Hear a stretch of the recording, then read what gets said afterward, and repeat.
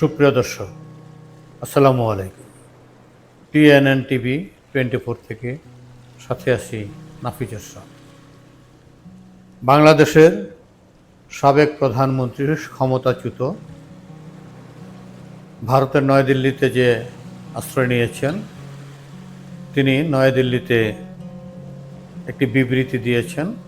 সেখান থেকে একটি বিবৃতি দিয়েছেন এবং তার সেই বিবৃতি নয়াদিল্লির দ্য প্রিন্টে এটা প্রকাশিত হয়েছে এবং সেই প্রতিবেদনটি আবার বাংলাদেশে প্রথম আলো প্রকাশ করেছে আজ।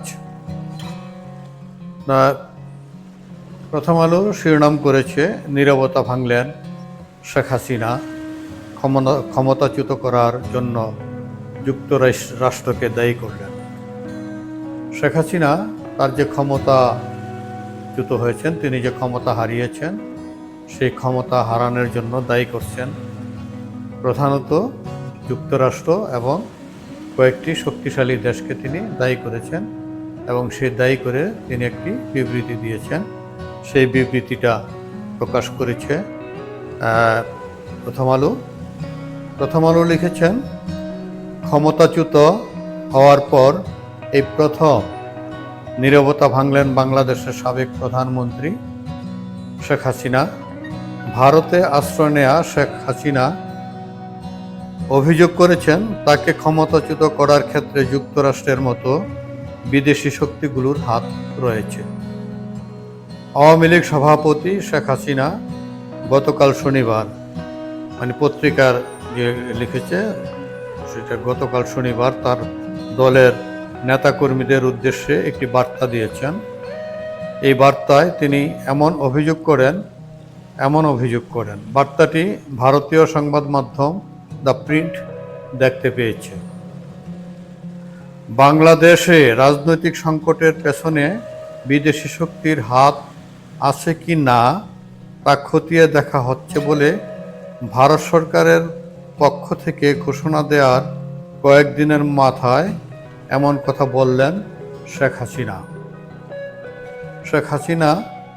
ভারতের যে তারা বলছে যে খতিয়ে দেখতেছে এটা বিদেশিদের হাত আছে কিনা, তার কয়েক দিনের মাথায় বললেন এবং তিনি সপ্তাহখানিকের মাথায়, তিনি যে ক্ষমতাচ্যুত হয়েছেন সপ্তাহখানিক সময় হয়েছে, তার মাথায় তিনি এই কথাটি বললেন। বার্তায় শেখ হাসিনা বলেন, আমি যদি যুক্তরাষ্ট্রের হাতে সেন্ট মার্টিন এবং বঙ্গোপসাগর ছেড়ে দিতাম তাহলে ক্ষমতায় থাকতে পারতাম। তার তার মন্তব্যটা হচ্ছে, তিনি যদি বাংলাদেশের সেন্ট মার্টিন এবং বঙ্গোপসাগর ছেড়ে দিতেন যুক্তরাষ্ট্রের কাছে, তাহলে তিনি ক্ষমতায় থাকতে পারতেন, অর্থাৎ যুক্তরাষ্ট্রই তাকে ক্ষমতায় রাখত। বাংলাদেশের জনগণ এখানে তার কাছে কিছুই না। বাংলাদেশের জনগণ তার কাছে গৌণ বিষয়টি বোঝাতে চেষ্টা করেছে। অনেকদিন ধরে যুক্তরাষ্ট্রের সঙ্গে শেখ হাসিনা সরকারে টানাপোড়েন চলছিল। এটা দর্শক আপনারা সবাই জানেন। অনেকদিন ধরেই শেখ হাসিনা যুক্তরাষ্ট্রের বিরুদ্ধে তাচ্ছিল্যভাবে কথাবার্তা বলে আসছিল এবং সেটাই যে এক টানাপোড়েনের সৃষ্টি হয়েছিল সেটা লক্ষ্য করেছেন। চলতি বছরের জানুয়ারিতে অনুষ্ঠিত জাতীয় সংসদ নির্বাচনের আগে শেখ হাসিনা বলেছিলেন, তিনি এক শ্বেতাঙ্গ ব্যক্তির কাছ থেকে একটি প্রস্তাব পেয়েছিলেন। সেই প্রস্তাবটা কি সেটাই তুলে ধরা হয়েছে এখানে। তাকে বলা হয়, বিমান ঘাঁটি করতে দিলে তিনি সহজে ক্ষমতায় থাকতে পারবেন। তাকে যদি সেন্ট মার্টিনে বিমান ঘাঁটি করতে দিতেন তাহলে তিনি সেখানে বাংলাদেশের ক্ষমতায় প্রধানমন্ত্রীর দায়িত্বে থাকতে পারতেন। এটাই তার বিশ্বাস। ছাত্র জনতার আন্দোলনের মুখে প্রধানমন্ত্রীর পদ থেকে পদত্যাগ করে 5 আগস্ট দেশ ছেড়ে ভারত যান শেখ হাসিনা। 8 আগস্ট ডক্টর মোহাম্মদ ইউনূসকে প্রধান উপদেষ্টা করে গঠন করা হয় অন্তর্বর্তী সরকার। শেখ হাসিনা এই ধরনের বিদেশি শক্তির দ্বারা ব্যবহৃত না হওয়ার জন্য নতুন অন্তর্বর্তী সরকারকে সতর্ক করেছেন।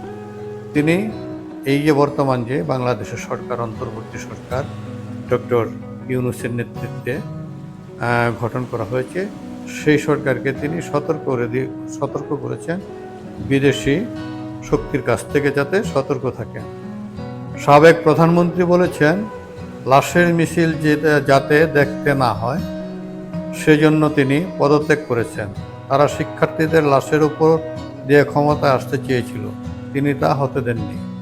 কত মহান কথাবার্তা! লাশ, যেখানে শত শত লাশ তিনি ফেলেছেন, এবং এখন তিনি সেই মুখ দিয়ে বলতেছেন লাশের মিছিল তিনি দেখতে চাননি, এবং সেই লাশের উপর দিয়েই ক্ষমতা নিতে আসতেছে, সেই অভিযোগটা তিনি করছেন। শেখ হাসিনা আরও বলেন, তিনি দেশে থাকলে হয়তো আরও প্রাণহানি হতো, তিনি দেশে থাকলে আরও প্রাণহানি হতো। এই বিষয়টিও শেখ হাসিনার মাথায় কাজ করেছে, অর্থাৎ তিনি কতটা যে বিপজ্জনক নিজেই নিজের বিষয়টা সে তুলে ধরলেন। তিনি দেশে থাকলে আরও লাশ পড়ত, আরও অনেক সম্পত্তিও সম্পদহানিও হতো, এই কথাটাও তিনি বলেছেন। ভারতে অবস্থানরত শেখ হাসিনা আগামী সপ্তাহে গণমাধ্যমের সঙ্গে কথা বলতে পারেন। আবার এটা ধারণা করেছে আমার নয়াদিল্লি যে তিনি আগামী সপ্তাহে ভারতের গণমাধ্যমের সাথে কথা বলতে পারেন। শেখ হাসিনা তার বার্তায় দেশে ফিরে আসার অঙ্গীকার করেছেন, তিনি দেশে ফিরে আসবেন এমন অঙ্গীকারও করেছেন।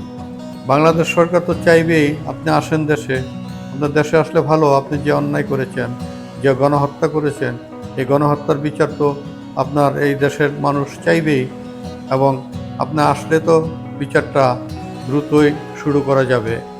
এইটা শেখ হাসিনার এটা বুদ্ধিমত্তার পরিচয় দিবেন তিনি যদি নিজে নিজে ফিরে আসেন। তিনি বলেছেন, আমি শিগগিরই ফিরব ইনশাল্লাহ। পরাজয় আমার, কিন্তু জয়ী হয়েছে বাংলাদেশের জনগণ। নিজের পরাজয়, কিন্তু জয়ী হইল কারা? বাংলাদেশের জনগণ। এই কথাটা তিনি স্বীকার করলেন যে নিজে পরাজয় হয়েও বাংলাদেশের জনগণের তাতে তো জনকল্যাণই হয়েছে। এই আন্দোলনটা, যে ছাত্র আন্দোলন, বৈষম্য বিরোধী আন্দোলন যে হয়েছে, এটা নিশ্চয়ই তিনি স্বীকার করে নিলেন জনকল্যাণে হয়েছে। আমি নিজেকে সরিয়ে নিয়েছি, সে নিজের থেকে নিজেকে সরিয়ে নিয়েছে। আপনাদের সমর্থন নিয়ে আমি এসেছিলাম, আপনারা ছিলেন আমার শক্তি। এবং জনগণের উদ্দেশ্যে তিনি বললেন যে আপনাদের সমর্থন নিয়ে আমি এসেছিলাম, আপনারাই আমার শক্তি ছিলেন। আপনারা যখন আমাকে চাননি তখন আমি নিজে থেকে সরে গেছি, পদত্যাগ করেছি। আমার যেসব কর্মী সেখানে দেশে আছেন তারা কেউ মনোবল হারাবেন না, আওয়ামী লীগ বরাবরই উঠে দাঁড়িয়েছে। আবার নিজের দলীয় কর্মীদের উদ্দেশ্যে তিনি বলেছেন, আপনারা যারা দেশে আছেন আপনারা মনোবল হারাবেন না। ভালো কথা বলেছেন। সাবেক প্রধানমন্ত্রী অভিযোগ করেছেন তার বক্তব্য বিকৃত করা হয়েছে। তিনি যে বক্তব্য দিয়েছিলেন রাজাকার সম্পর্কে, রাজাকারের নাতিপুতিকেও কি দেব, সেই বিষয়টাকে তিনি আবার তুলে ধরার চেষ্টা করছেন। এ ব্যাপারে তিনি বলেন, তিনি তরুণ শিক্ষার্থীদের আবার বলতে চান, তিনি কখনোই তাদের রাজাকার বলেননি। তার কথাগুলো বিকৃত করা হয়েছে, একটি গোষ্ঠী ফায়দা নিয়েছে। তিনি অভিযোগ করলেন এই বিষয়টা যে ছাত্রদেরকে রাজাকার বলা হয়নি, একটি গোষ্ঠী এটা বিকৃত করে ফায়দা লোটার চেষ্টা করছেন। দর্শক, শেখ হাসিনার যে কর্ম এবং যে অপকর্ম করেছে, সে ক্ষমতা যে অপব্যবহার করেছে, সেই অপব্যবহারের বিচার বাংলাদেশের জনগণ চাইবে, এটি স্বাভাবিক। এবং বাংলাদেশের জনগণের প্রত্যাশাও থাকবে শেখ হাসিনা স্বেচ্ছায় যদি আসে তো ভালো, আর না আসলে এই সরকার, অন্তর্বর্তী সরকার যাতে তাকে দেশে আনার জন্য যত রকম প্রক্রিয়া আছে সেই ব্যবস্থা করেন। অবশ্য ইতিপূর্বে কথা হয়েছে, যদি তিনি না আসে তার বিরুদ্ধে মামলা করে ইন্টারপোলের মাধ্যমে তাকে দেশে ফিরিয়ে আনা হবে। দর্শক, ভালো থাকুন। আল্লাহ হাফেজ।